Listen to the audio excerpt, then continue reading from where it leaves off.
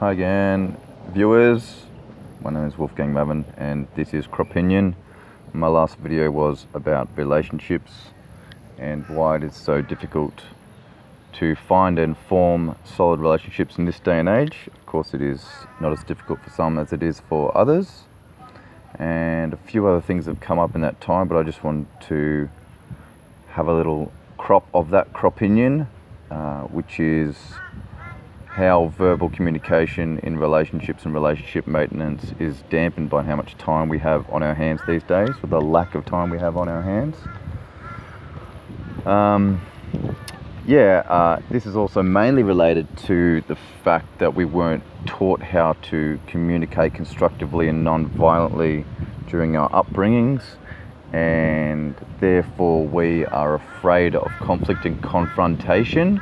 I like to call it frontation because I believe confrontation is a bit of a con, and that we can really get through emotions and develop emotionally and get to know each other and each other's demons and challenges and insecurities by having the time with our partner and or friends to communicate. But we just don't have that kind of time. I'm in a position at the moment where someone I was seeing is going through some stuff, and I would like to be there to support them, but I just don't have the emotional or time capacity for any of that, and that's happened a lot in the past. And I guess it's frustrating because of the simple lack of time we have to talk through things, but also mainly the lack of, not self-esteem, but kind of like people's willingness to expose their own demons and insecurities and go and get help, and not put that on one's partner or one's friends or oneself, to just go and get some help, whether it's online or from a professional. Just take some initiative and take some action and go and just do something about it, and not put it back on whoever you're seeing, and also not venting. I guess a big problem with a lot of people, and most of the failed relationships that I've had tend to have an element of explosive emotional outbursts, opposed to something coming up at the time. The number one key of non-violent communication or non-aggressive communication is, if you feel something or you want to say something to someone and it's not from a place where you've thought about how you might affect their emotions or their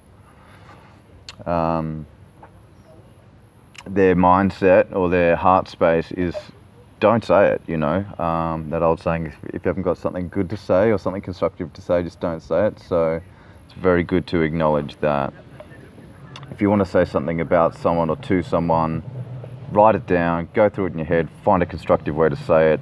Tell them, hey, when would be a good time for you that you're centered and balanced to have a discussion about something I want to bring up. And that should go both ways.